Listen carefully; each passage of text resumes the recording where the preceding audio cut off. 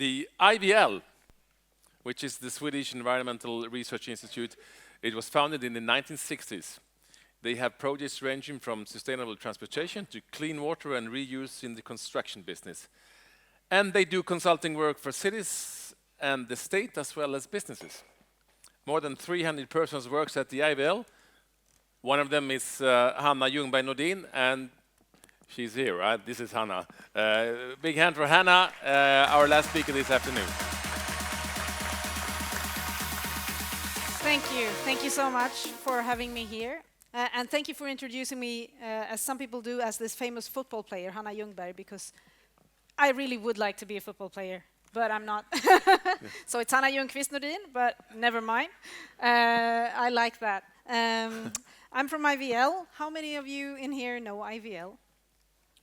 Yeah, I've talked to a few of you. How many of you know Basta? Yeah, a few more.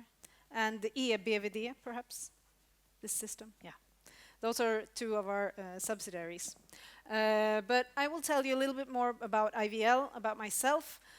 We are an institute, an applied research institute, and we are independent, so co-owned by state and industry in a foundation, which is really nice, I think. Then you are free to do what you want and research what you want. And who am I? I'm this little tiny person just getting up on that horse. I've been riding for 30 years, and this picture was taken approximately 1 hour before he threw me off. So right now I can't ride, but I will continue whenever I can. So that's what I do in my spare time. Professionally, I'm a civil engineer with a master in industrial ecology. I have a background in the car industry before I came to IVL, so I've been working with sustainability issues and material recycling and these sort of issues in the car industry. And I've been with IVL since 2012. And first I worked a lot with life cycle assessments, but then I found out, you know, the last part of the life cycle is really the most interesting one, the recycling, the end of life. So since 2015, I'm with our waste and sustainable consumption group. And on a more personal note again, I'm also testing renting clothes, which is really nice, because then you don't have to clog up your wardrobe with a lot of stuff that you never use, and you get new clothes every month that someone else also can use then when you're done with it. Anyway, so that's me. I've worked a lot with plastics over the last year or 2 years since this plastics exploded more or less in the environmental field, but I also work with electronic waste, vehicle waste, and also textile wastes. So little different things. And what is IVL then? We are an institute with a vision to transform science into reality, to bring science-based knowledge out into the society where it can do some good, not just research for the sake of research, which is also nice, but that's not what we do. We try to turn environmental problems into opportunities. We try to make linear processes into circular economy, this buzzword that everybody now talks about, but it's really, really getting a foothold, I think, in everybody's minds. And we have a very broad profile, even though we're not that big. As Patrick said, we're around 300 employees. But we have a very broad field, so we've tried to narrow it down to these 4 thematic areas, where maybe you guys are either in this resource-efficient cycles and consumption, where I'm working a lot, or in the urban development and transport, obviously, as you do a lot of these things. And then we have natural resources. We have laboratories where we test a lot of air and water and fish and mosses and what have you. And we also work a lot with producing companies and environmental technologies and so on. So it's really broad. When I think about a question about sustainability or environment that I don't know, I can usually go to one of my colleagues, because someone in IVL probably has an answer. And who do we work for then? Patrick mentioned that we have very broad range of customers as well. So we work for government, we work for the industry, we work with other research organizations, of course, like RISE, for example, like other institutes, but also universities. And we do this both globally and locally. So we're involved in many EU projects. We have an office in China, in Beijing. And we also work very locally with small customers making small consultancy works. We have an ambition to have 50-50 in our portfolio of research and consultancy, so that we can really use the research and bring it out in our other works to make use in all the for all our customers and partners. I will just give you a few examples connected to plastics, and I'm really, really inspired by all the other speakers here today. I thought it was really nice to see the plastic bags this morning, the recycled ones, and I think that plastic bags have had really unnecessary big attention in the media. Like my colleague and the supervisor used to say all the time, it's not the bag it's about, it's what's in the bag. What have you bought? What have you consumed? Do you really need what's in the bag? Of course the bag is important, but it's become such a symbolic thing that we forget about the consumption as a whole, I think.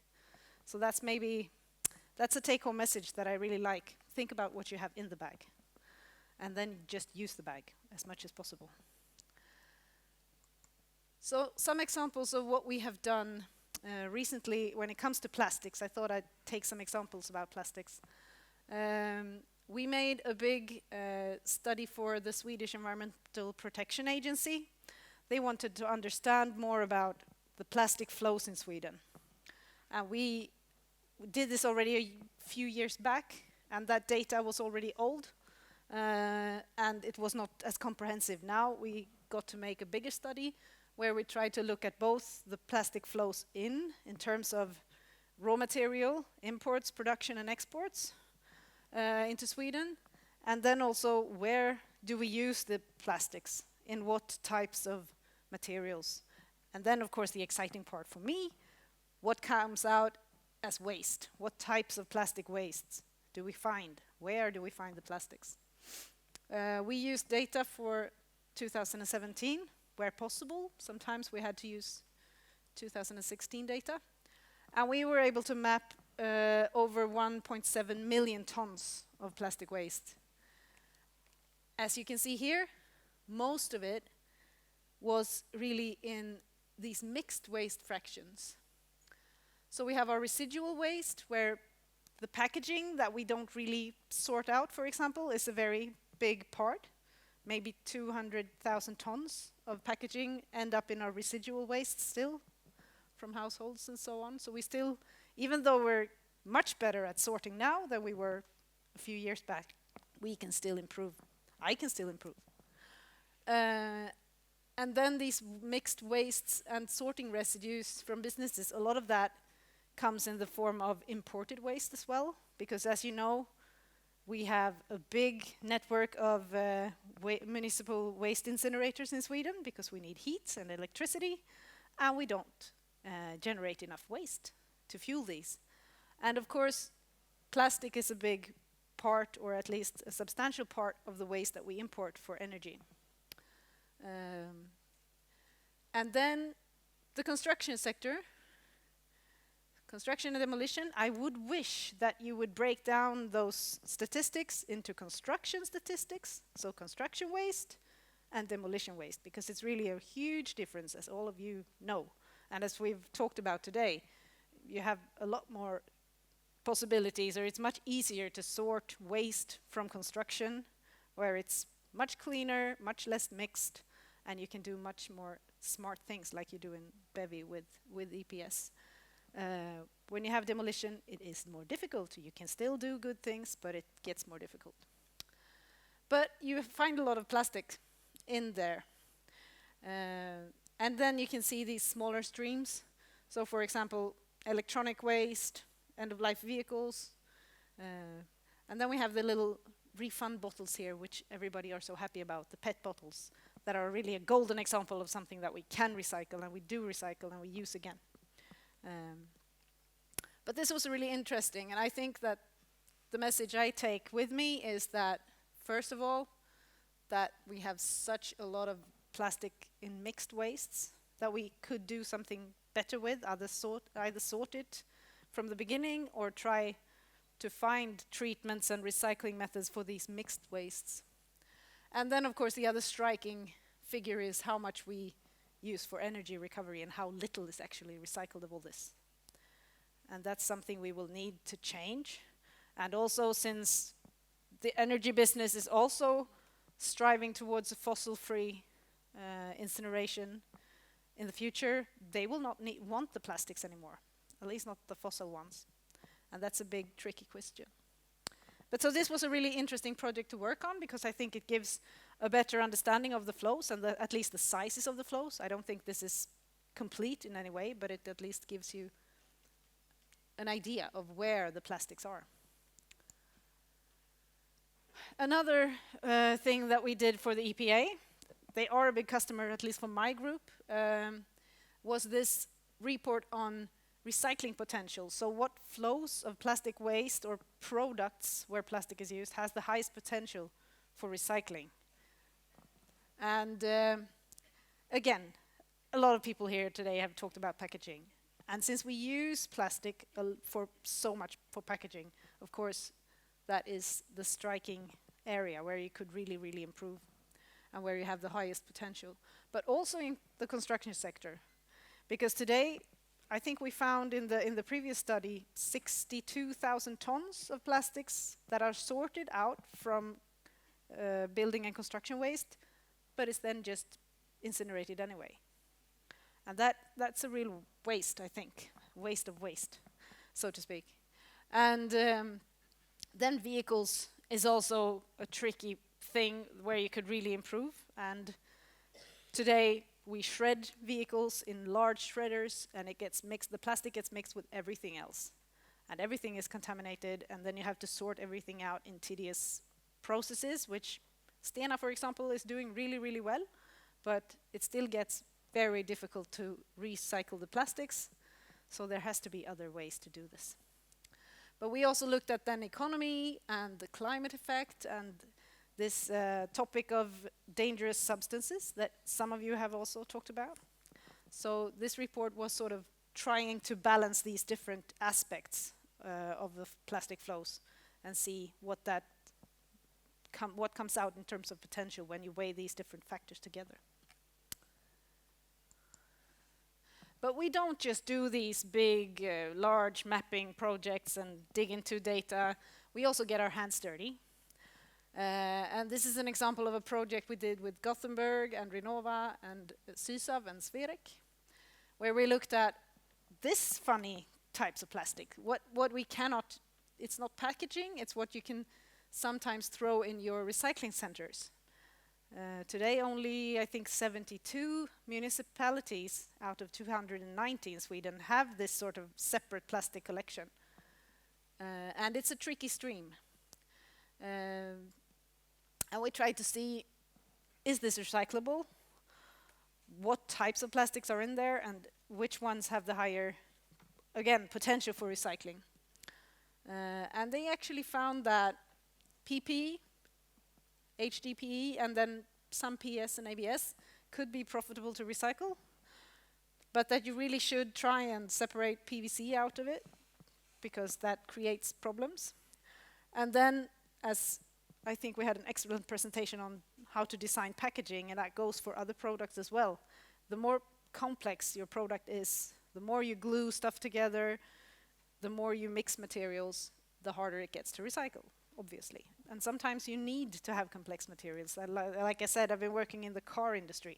There are good reasons that we use certain materials, sandwich materials and other things, for protection, for lightweight, fuel efficiency and so on. But if you can avoid it, don't do it. Don't mix it up. So this was also an interesting project looking at a very different stream. And I'm really happy that things are improving in terms of actors are coming to Sweden, establishing sorting facilities for these types of plastics now that were maybe seen as hopeless just a few years back. One last example that is not really about plastics, that it's more general, is a recent project, a very fresh project that we did on digitalization of the waste management sector. And I would really, really encourage you to check this link, go in and download these, at least if you read Swedish. I think they're available in English as well, actually. We made 4 texts together with the Swedish Waste Management Association, Avfall Sverige, on how you can really benefit from digitalization in the waste business, because everybody talks about digitalization, but a lot of people are like, yes, what should we do and why and how and so on. So these texts are really easy, they show you the benefits, and they're divided into 4 topics that you can choose then, where you want to use digitalization and how. So those were just a few examples of what IVL can do. There are loads more, but I could stand here all day, and you want to get on to your expo and your dinner, and I wish you a very, very nice evening and day tomorrow, and thank you again for having me.